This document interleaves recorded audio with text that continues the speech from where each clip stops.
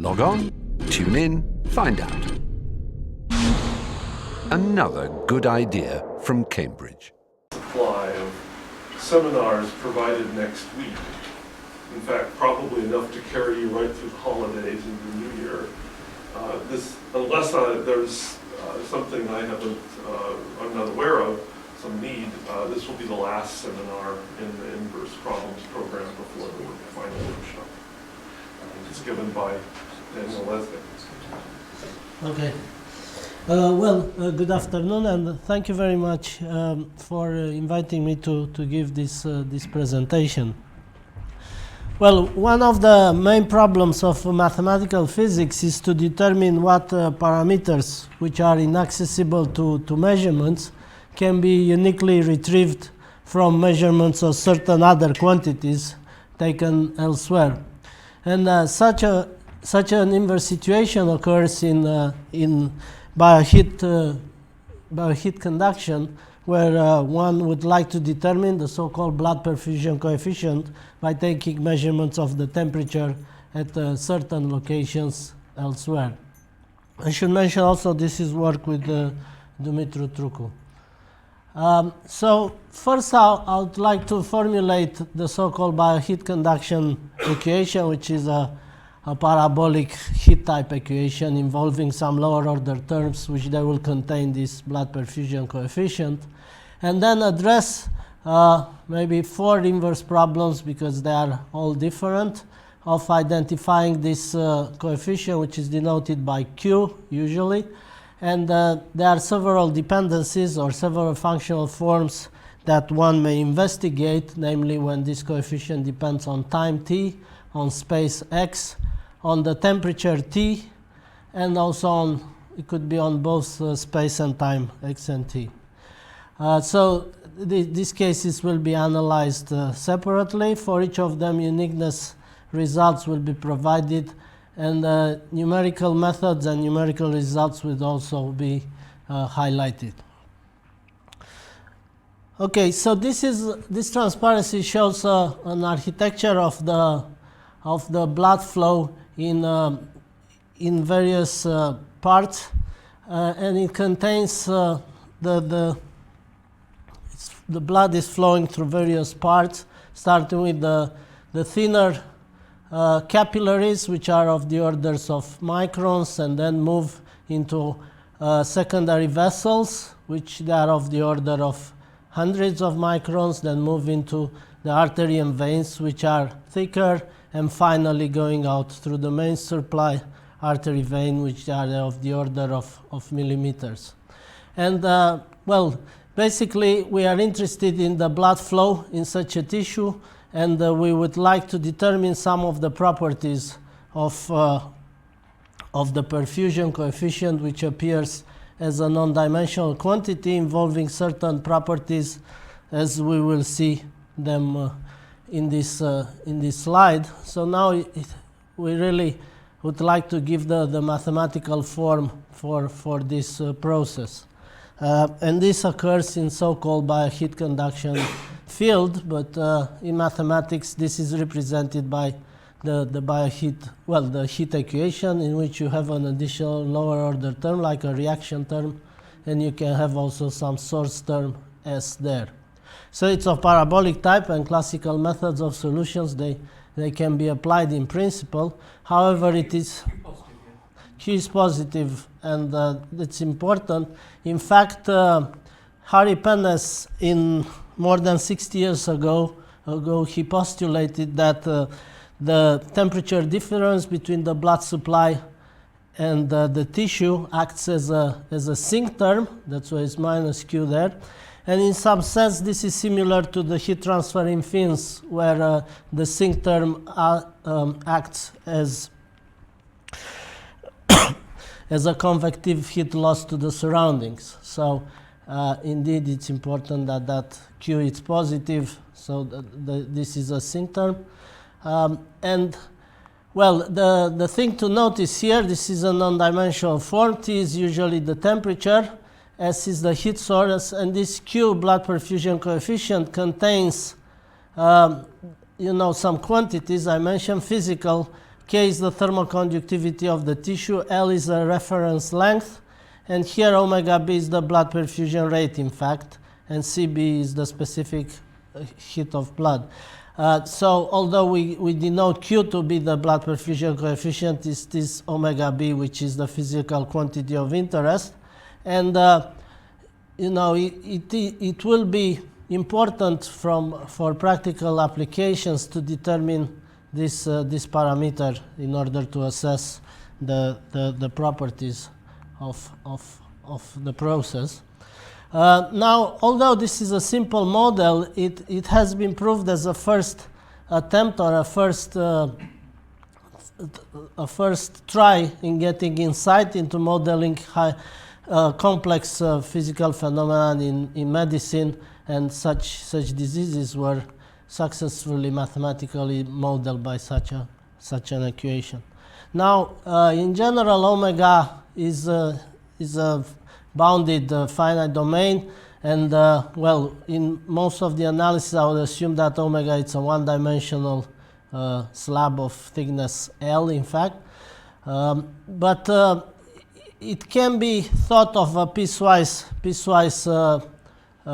layered material, so omega can contain at the skin the dermis, epidermis, and the subcutaneous regions. So in general, this model is much more complicated, and it should be thought as a piecewise linear or piecewise layered material in general. But mathematically speaking, we are interested to determine this positive coefficient Q as written there. And well, the first case is when we would like to determine a blood perfusion coefficient which is time dependent. Okay, all the cases they nonetheless include the case when Q is a constant, so that's the in some sense the trivial case, although it makes sense some analysis for that. But in the case when Q is time dependent, then we can do some analysis. On this board, it is summarized the problem as one has to solve, and is given by this parabolic bioheat equation containing this unknown parameter Q of t, subject to the usual conditions which are necessary to make the direct problem well posed, namely an initial condition, an initial temperature prescribed at t equals 0, and some Dirichlet conditions at the ends x0 and x equal 1. Some compatibility conditions make sure that we have continuity. And now, as an additional measurement, one can think of various types of such measurement. One boundary measurement will be to measure the heat flux at say either x equals 0 or at x equal 1. So because here I prescribe temperature, it makes natural to prescribe the other Cauchy data, which is the flux. So I denoted this by h of t, or you can measure it there. Another possibility would be to use a sensor installed inside the material. Actually, so this x0 should have been on the other one. So I can have a thermocouple embedded into my material and record the temperature there. That's also physically or practically possible. Okay, this is a different inverse problem. You can think that as x0 approaches this boundary or this boundary, I get somehow the same information, but it's a different one when you assume x0 strictly between 0 and 1. And the final type of additional measurement one can think is like in the talk of Delio Mungolo a couple of weeks ago, when he had this mass measurement. If you remember, for the heat equation, one is possible to measure the average over space of the temperature, and this gets a non-local condition. And you can do all these three problems. Now, especially the last two, they were investigated before in the literature. The first one is less investigated somehow. I started with the case when Q is time dependent because this is the simplest case. And in fact, one can linearize the heat equation, the heat equation, by employing a transformation, an exponential of the integral of Q. And then by defining a new variable V, one recasts this into the classical heat equation. And for this we know because it's linear, we can write all the facts associated to it. Now the unknown, previously Q was the unknown, now the modified unknown, it's this R of t, which contains this exponential. So remark that R should, it's positive, R of 0 it's 1, and should be strictly increasing because Q should be positive. And it appears in this Dirichlet conditions as products between f of t, which was given, or g of t, and R of t. So now these are the unknown move from the governing PDE into the boundary conditions there. Okay. So we could solve in principle this inverse problem to determine the coefficient R of t, and once this is done, then T, the temperature solution, is obtained simply by this relationship, and Q is the blood perfusion coefficient. It's the ratio between R dash and R. Now one can see, and in fact one can show that this inverse problem is well posed, but the original inverse problem was ill posed. The ill-posedness comes from calculating this derivative from noisy data, so that's notoriously ill-posed. So that is the degree of ill-posedness, if you want, associated to this problem. Now, one can give various uniqueness results in certain cases.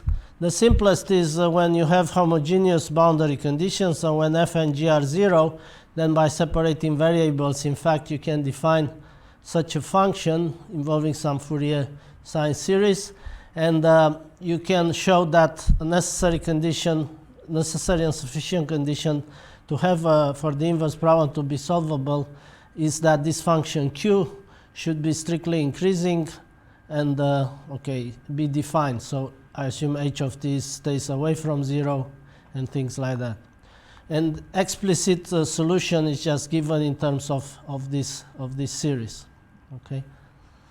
Now you can produce also other uniqueness results. The one I want to notice is one in which we recast the problem as a Volterra integral equation of the second kind, and in fact one can write using Green's formula such an expression for the unknown R of t. So we are interested in the solvability or finding a unique R entering this equation. And if we take the data to be positive and regular, then this equation possesses a unique solution. So one can show that, and then this is equivalent, or this implies the solvability of the inverse problem. Now I change a little bit in order to do this. I assume that I have Neumann boundary conditions and I measure the temperature at one end, but I think similar things can be done for this problem. Here M, it's a kernel, it's called theta function. It's a series expression of fundamental solutions somehow, which are available in Cannon's book, but this is classical stuff. Now all the representation theorems also hold, and one can give some qualitative description on the solution, in fact, for this problem. Now, another way to prove uniqueness, or even which is also important for numerical calculations, is to write down the Green's formula for this problem, well, for the transform problem in R, I should say. And bear in mind that the unknowns associated to this problem are, if you impose this condition, at x equals 0, you have both Dirichlet and Neumann data, so the only missing information is the Neumann data there, and also this coefficient. So I can recast the problem into a coupled system of two integral equations for the unknowns R of t or Q of t, and the missing flux Neumann derivative at the other end, x equal 1. So in this expression, these are two equations, and the unknowns are R appearing there, and and also this I of t or I of tau, which is the flux at the other end. Now they may appear nonlinear initially because you have r times I, but they are not, because they are linear in r and in this product r times I. So everywhere where it appears I, it appears also r. So they are in fact linear systems of integral equations, and it hasn't been done, but I guess because uniqueness holds, I guess one can show that these are uniquely solvable. Here the Green's formula, which you write for the one-dimensional case, involves working with the fundamental solution for the one-dimensional heat equation. So this is classical representation. It also contains inhomogeneities here given by the initial condition T0, but that's what one can do. Furthermore, this system can be solved. Well, we have to do it numerically, so one has to discretize these integrals, but they are one-dimensional integrals using the boundary element method, and solve for the system. Furthermore, once the quantities R and I of t are obtained, then one can write down explicitly the temperature at any point inside the domain, and it's given by this sum, by these integrals, which can be evaluated quite easily, let's say. And then when we are to determine finally the blood perfusion coefficient, remember this was the ratio between the derivative of R, and that was where the ill-posedness occurred. And we can't do that. What we do, we use the mollification of a noisy data using a Gaussian mollifier, for example, with some radius of mollification delta, which also plays the role of the regularization parameter. So this delta can be, in general, depends on the noise and can be chosen to get this stable quantity. Okay? And well, for a test example, this is the temperature which one wants to determine, but this is fabricating also the boundary data for the problem, the initial condition, the Dirichlet conditions. I aim to find a perfusion coefficient which is linearly dependent on t, but I don't assume that. The measured data is again analytically expressible, and I add to it some noise. This is multiplicative noise with some amount of it denoted by rho, usually 1% noise, and eta here is just a random variable in between -1 and 1. Now I can generate this noise by using additive noise from a Gaussian normal distribution as well. Now, just to briefly show some numerical results, these are results for 1% noise. Now, this PF is my Q of t, so that's perfusion coefficient, but this is Q of t, which is in the last graph. The first graph is the value of R of t and its numerical approximation. Although you can't see anything, they overlap each other. You can see a little bit more onto the derivative. Now this is the mollified derivative. The true derivative, if you do it with noisy data, which is the curve which you can't see here in some sense, the results are like that. So even small amount of noise there causes large perturbation. So that's why we needed mollification, which is doing a very good job there. And then when you divide this with that, you get some curve, which is the continuous curve there, in comparison with the exact value, which should be this linear function 1 plus t. So we can see some maybe discrepancy towards the end, but this is because the mollification is doing that way. So you could use more sophisticated stable methods to get that derivative, but we were content with this result. Okay. We then moved to solve a fully nonlinear problem in which the coefficient depends on space, as somehow written on this board. So now Q depends on X. We again can have a Dirichlet problem with the initial boundary value problem. And as additional information, we can measure the flux, and alternatively, we can calculate the average temperature. So this is the integral with respect to time, and the measurement is in x. And or you can have a measurement of the temperature at the final time Tf. So I can have such a measurement there.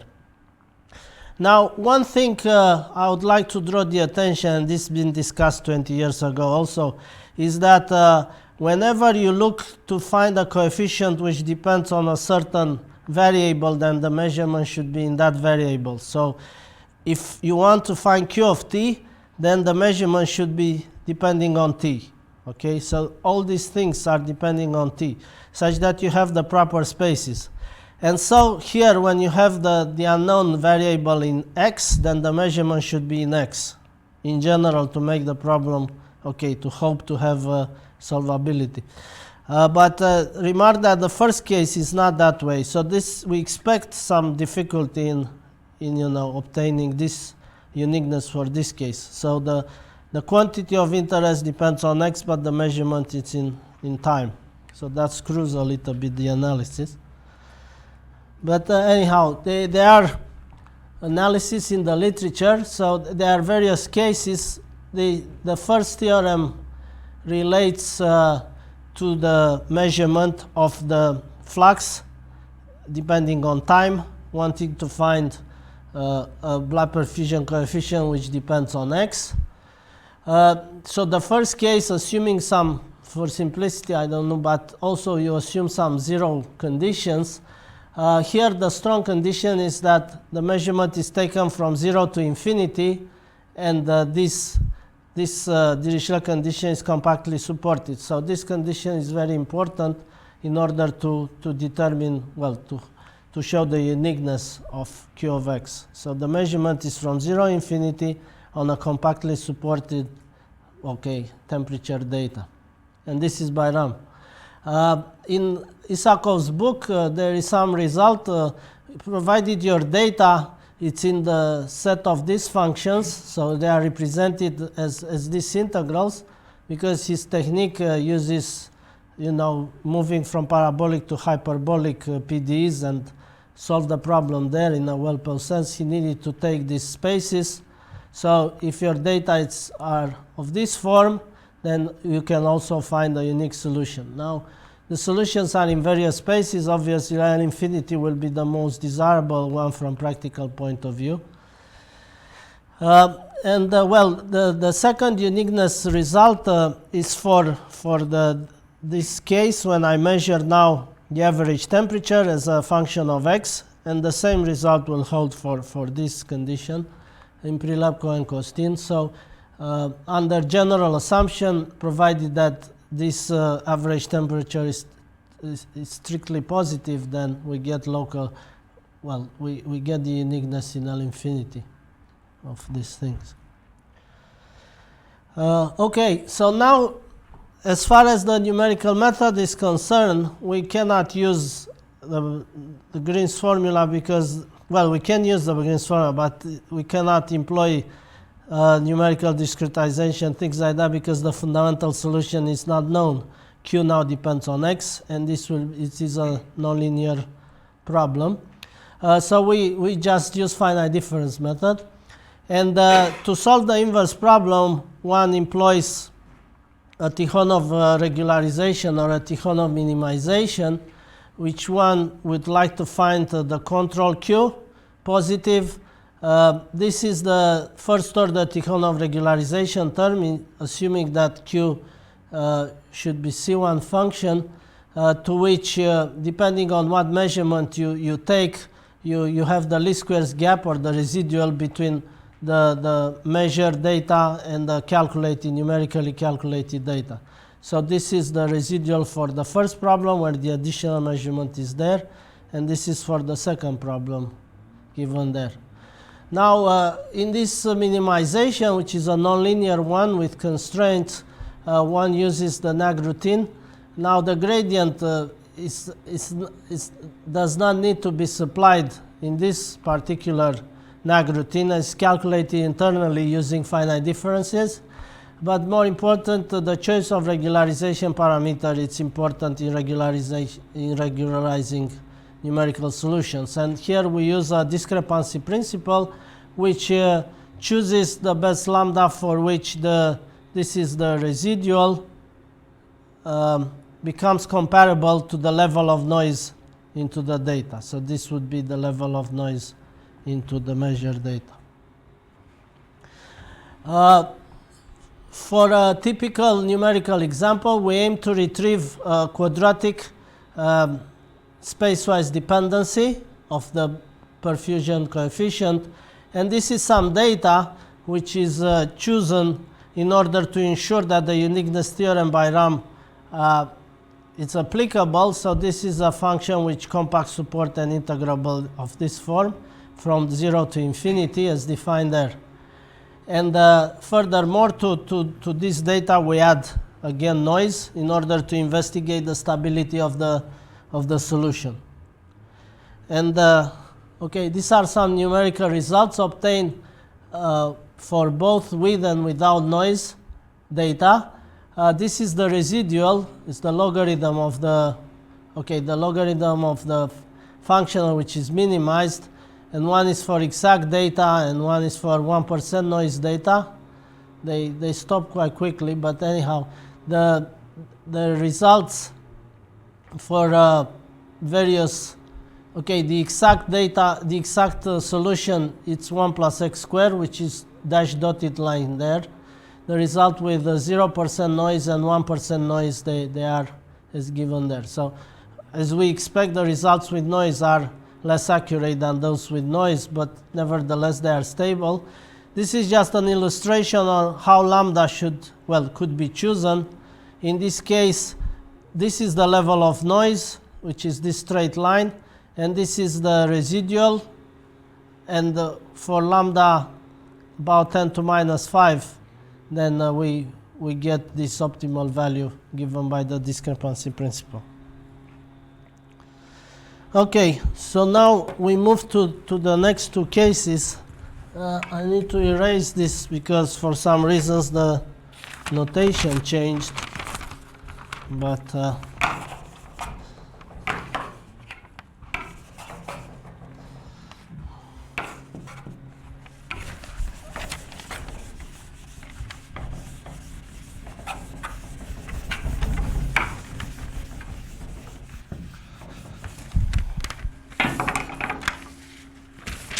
so let us take the initial temperature to be 0. Here we have a Neumann condition to be 0. We may have a flux, which I denote by omega of t. And here is the measurement of temperature denoted by g of t plus noise. And we want to find Q depending on T, and we can have here some source term also. Okay.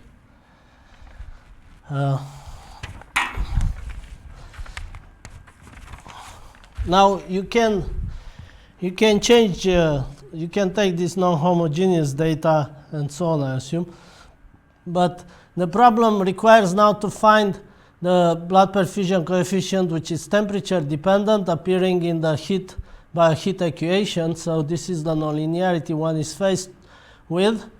From 0 initial temperature, insulated boundary condition at x equal 1, and maybe a Neumann boundary condition at x equals 0, and the measurement is the missing data here, which is the Dirichlet temperature data to which noise is added.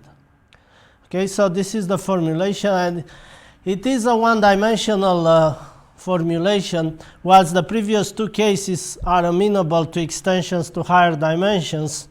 This you can do in general only in one dimension. For the higher dimensions, is still open, the analysis. So there exists a result by Pilant and Randel on solving, to provide the uniqueness of the solution. And it requires your data to satisfy certain regularity and also monotonicity conditions. One can see here the flux is decreasing function. the measured data should be increasing function and so on. This is a technical condition given here, and under these conditions one can show that the solution for, okay, this should be Q of t, yeah, Q of t there, it's unique. Okay. Now, as far as the numerical identification is concerned, again, this is a highly nonlinear problem, inverse problem. We discretize the direct problem using finite difference method, and for finding Q of t, we employ again a first order Tikhonov regularization. Furthermore, we need somehow to parameterize this unknown function Q of t, but we still keep the infiniteness of the function involved. Okay, one engineering approach is to assume Q of t is a polynomial function with unknown coefficients, for example. But here we just keep it as general as possible. So we use a piecewise linear approximation. But if you want to do that, you need to ensure, based on some maximum principal argument, that the maximum of the temperature occurs at the boundary x equals 0, and it's positive, such that you can do the inversion once you find t of x and t to get this Q of t somehow. So it's possible to recast the problem into solving a nonlinear Tikhonov regularization. This is just some simple test example in which one wants to find t squared plus 1. And the source, because I added a source there, S, enables me to find an analytical solution such that I can test the accuracy of the solver. Now, these are the numerical results obtained with various amounts of noise. This is exact data, 1% and 3% noise added into this data, G of t plus noise. And one can see that, so this is Q of temperature, yeah, Pf of t. One can see that as the amount of noise decreases, then the approximation becomes more and more accurate. So the results with stars are the best. They overlap 1 plus t squared almost, and these are regularization parameters which can be chosen according to discrepancy principle, again, for convenience. Now the last test case is when we have the dependency on both x and t.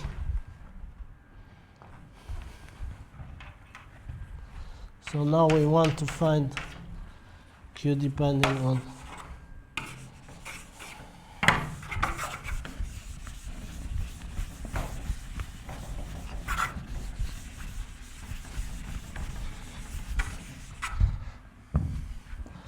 So again, let's call this f1 of t.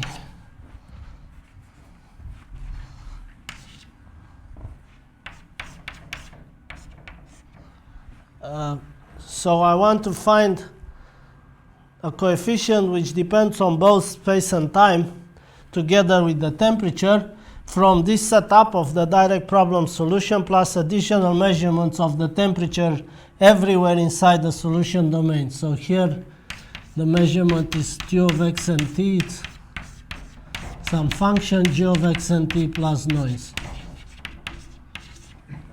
And this is quite a lot of information, because in fact we know t. We know t with some noise as measurement. So we measure everywhere t, and we want to find Q of x and t there. Now you can expect if this G of t stays away from 0, then we can just simply do formal division in this expression. So we just have the second order derivative with x minus the time derivative with t divided by g. So if this is non-zero, then one can in principle get Q of x and t uniquely. But of course this is not allowed in general, because g is noisy. So okay, it's g plus noise in fact here. So calculating the first order time derivative and also the second order derivative of a noisy function. It's a highly ill-posed procedure. However, it's a linear way to do that. And here we use, you can use or recast the problem as a Fredholm integral equation of the first kind, which we know it's ill-posed, but we have many methods one can solve them. In particular, linear Tikhonov regularization, it's the simplest probably. And here we also choose the regularization parameter based on the L-curve criterion rather than the discrepancy principle, but both of them, they would work. Furthermore, we employ first and second order derivatives to evaluate the first and second order derivatives of these noisy functions G there. So we solved two Fredholm integral equations of the first kind. This is just some test example. And one can obtain some numerical results. In the left hand side is the exact value for Q of x and t. These are the lines of constant Q isotherms for this Q there, for this function. And the right hand side is the numerically retrieved solution. And we have also 1% noise into the measure temperature data there, so you shouldn't forget that. Although they look wobbly and they seem to be manifestation of instability, if you draw a continuous line through these curves, isotherms, it's 1.9, 1.8, and so on, you can see that it follows the trend of the exact solution. Yeah. So if I would obtain such a graph from some numerical simulation, obviously I would be inclined to believe that the solution will be around, along these curves. So in some sense, the problem was too ill-posed to solve it otherwise, so these were the best result we could obtain in this case. But they look reasonably good approximations. Now, to summarize, we had an attempt to unify or try to solve all the variations into the blood perfusion coefficient which were possible in the heat conduction equation. Maybe this problem has been addressed in various other fields, like I mentioned, the heat conduction in fins, but the results were scattered, and the different type of measurement information was also different in various papers. But most of the results were obtained by Cannon and his co-workers and over the years, but some of them, they are still open. So the uniqueness results are of very much interest, and also how to find a numerical solution in a stable way, it's also of practical use, and one can use various classical methods. Highlighting the ill-posedness, you can use mollification, noticing that some of these problems, they suffer from the problem of the differentiation of a noisy function, or Tikhonov regularization, noticing that the coefficient has to be found from a minimization procedure. The choice of regularization parameter, we don't insist on that, but there are classical way to do that. A little bit of things left to do is the case when the coefficient varies on x and temperature T. Now, there are a couple of uniqueness results. They assume, I think this is separable as an additive function, maybe Q1 of x plus Q1 of T, or maybe products Q1 of x times Q1 of T in the literature available, but nothing more than that. So this is probably the last bit to do. Now, extensions also to higher dimensions, especially of this problem, it hasn't been done yet, and I don't see it's so easy to do. And certain other numerical issues regarding the numerical implementation in higher dimensions are also of interest. Okay, so thank you. Yeah.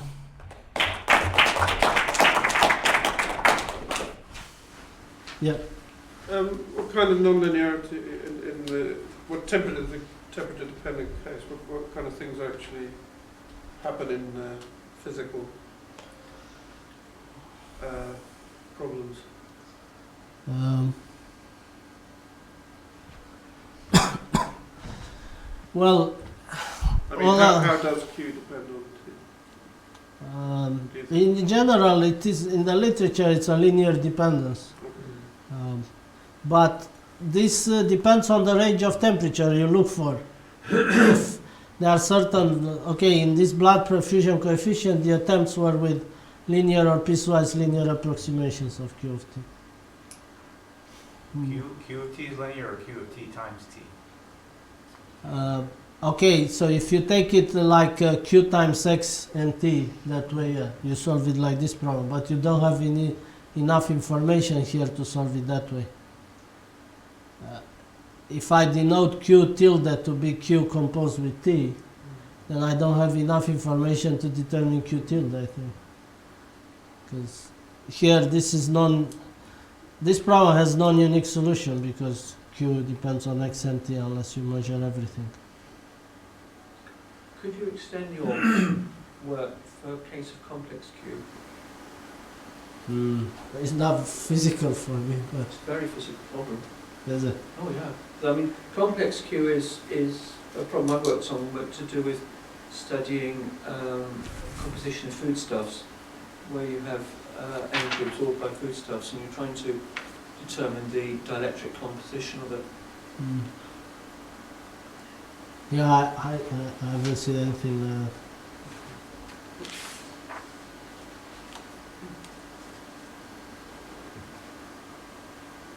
Good questions. Yeah, You mentioned one case where you said the theory required infinite time.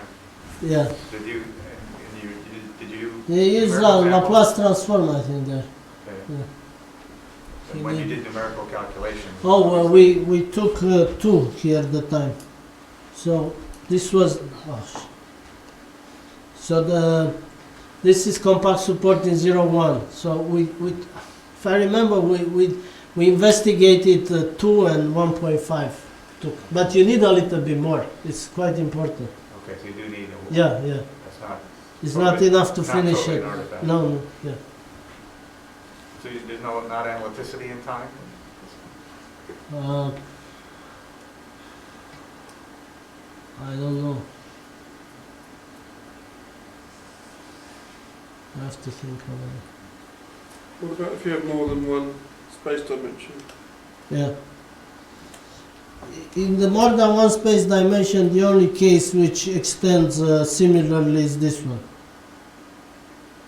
The time-dependent case. So all the results are the same when you have multi-dimension. All the others are different in higher dimensions. There are some results in this case in higher dimensions by Cannon and the others. So I mean, all this was kind of PhD thesis of my student, but if you have another PhD student, you can say do the 2-dimensional case, but I don't know if. I'm more interested to do the layer case. So when you have 3 materials having dermis, epidermis, and subcutaneous, and then at the interfaces you have continuity conditions and see what's happening in that case as a first step.